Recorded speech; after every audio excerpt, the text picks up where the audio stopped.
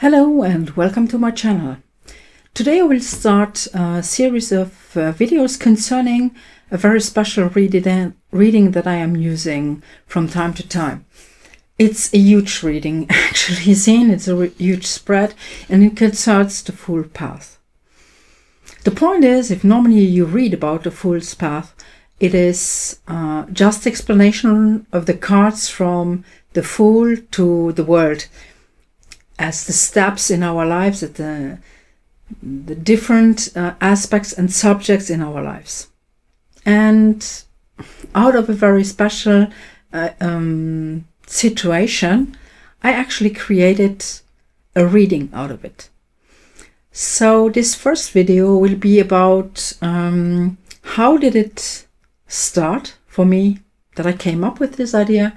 How did it evolve? And then you will see the first idea on how it works. And step by step in further videos, you will see how far it goes, how deep it goes, and what is possible with it. So let me just switch cameras. So I will bring up the spreadsheet and you will see the first images of what has evolved out of a simple idea. So let me try and give you an idea of what the Fool's Path is about.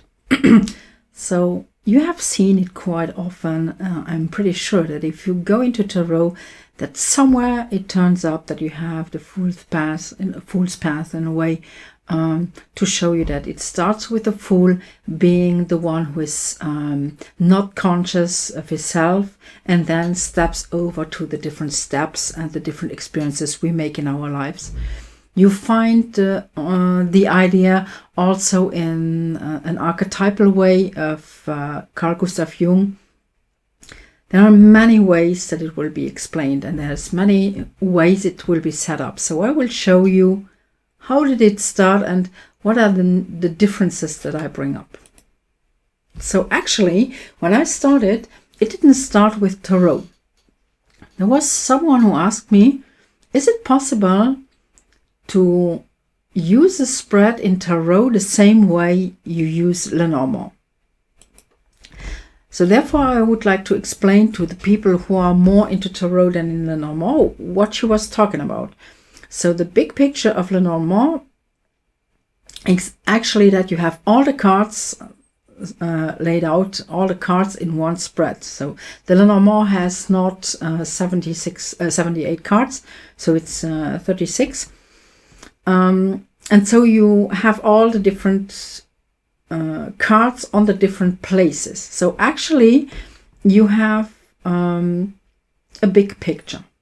So the first thing that was clear to me was that I wasn't going to use the 78 cards, but I came up with the idea that you could use the major arcana for it. So the spread, the layout will be a little bit different because you have less cards in that moment, because you end up with 22 cards. So instead of having 8 cards in the lines, you have 6 cards, and at the end the 4 cards are also put in the way that they are in the middle. So for me, this wasn't the path in itself, but I called it the Fool's map. The Fool's map. So it's like you have a big picture, and you will find the different places. Where is the Fool placed? So the Fool is in Lenormand, you have the person card, and here the Fool should be or may be the person's card, but it went further. So this is just a first step. So here I only have a German version of it. So here, this gives you a certain idea where we got a step further in it. So Lenormand takes the different cards, which are numbered just like the Great Arcana, the Major Arcana, and put them into places as a house. So the first card is the Rider. So the first position was called the House of the Rider. And so you go through the whole cards. So here as an example, if you have the House of the Rider, and by shuffling the cards and putting them on the different places, the different positions or houses, you have another card in that house. So in this case, it was the mountain that ended up in the house of the rider. The rider is normally, the house of the rider is concerning news that you get, and there you may then get news of a problem that is turning up. That's just, as I'm saying, a small example. So the tarot, as I explained, and the Fool's Path show us steps in life. So the major arcana are steps in our life, steps in our evolution. So this is how you normally or very often find the way explained of the Fool's Path. As I'm saying, that is the explanation of us as a fool, as the one who has no clue whatsoever in life, going through the different steps of the that are shown in the cards that show aspects of our life. So when we become conscious, when we start becoming aware of our capacities, of our talents, of our options, our possibilities, our tools outside as well as inside, and so on.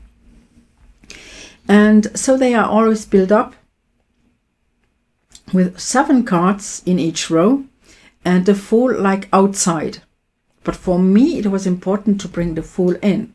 So he wasn't like some upper part, and this is all that is going to happen to him, but to find out where are we staying in the situation. And as you have seen before, I said I put 6 cards in a row, so it is slightly different. So this is my way to bring up the Fool's Path, and there are differences. So first of all, you do not have the Fool outside anymore, but you have the Fool at the end. And I start with the first position as the first number with the Magician. And this, in my eyes, is something that is very important, because the... okay, then we have to go back just a moment. So, go back to this position. So the first thing that is important for me in this is that I start, why do I start with the Magician? And I had a friend of mine who said, you should start with the Fool. And when she tried it as a reading, she found out that actually it was logical also at the end that the Fool is here. So the difference is that when we use this as a spread, so all those cards now are positions in a spread, then it means that we start with the Magician, because the moment we read the cards, we are conscious, and so we are not the Fool anymore. So we start with the first step, which is the Magician. Who are we now? Who do we believe we are? How do you believe that people see us? How do we want people to see us? And so on. And the first line is actually the line of our archetypes, our first inner archetypes, which is the grandmotherly part, our intuition, the motherly part, our creation, our caring, the fatherly part, our reality, our structure, the grandfatherly part, the, how should I put this? The belief system, our inner belief system. So it doesn't mean that it has necessarily something to do with religion, but with beliefs that we have that create actually our reality and our structure. And the moment, so this is the first line, the moment that all those come together in the card of the Lover, because the card of the Lover is the decision. So we have the word incision, so being split inside, and here we take a decision. We try to bring all those together to step into the next part of our life. So this is our inside part. What is going inside of us? When people work with inner family systems, this may be a good start when you use tarot with it, or if you use that spread. And now that we have these inner parts explained during the reading, we come to the next start, and this is the step, and this is the outer part. So Here we take the decision to step into life, and that is going to happen with the Chariot. So our first move outside, our first decisions that we have taken here, that are going to come into action. So depending, for example, who is sitting on this place, or who is later on placed here, I'm always saying, okay, who is the one who is handling the Chariot? And depending on the card, it tells us something how we are going to make our first steps. And we find our own strength, we find our own capacities, our look inside. So after the first steps we make in an outer life, our steps again back, what is going inside, what are our motivations, what is our ethical point behind. So we make the step until we get to the point where we see that there are things in our lives that we cannot handle and that we do not control, or as I like to say, maybe the idea of typical control is an illusion. So in the moment we are here and we accept, or we try to accept it in a more free way, then we come to the point of letting go. So this can be a position, and normally this is not used for a reading for the future or something, but here it can be whatever we have to digest, whatever we have to mourn for, whatever. When we say here, we find out that we are not in control. What is it that we have to let go of, along with that idea of the control that we do not have? I like to work at that place depending how I'm working with people.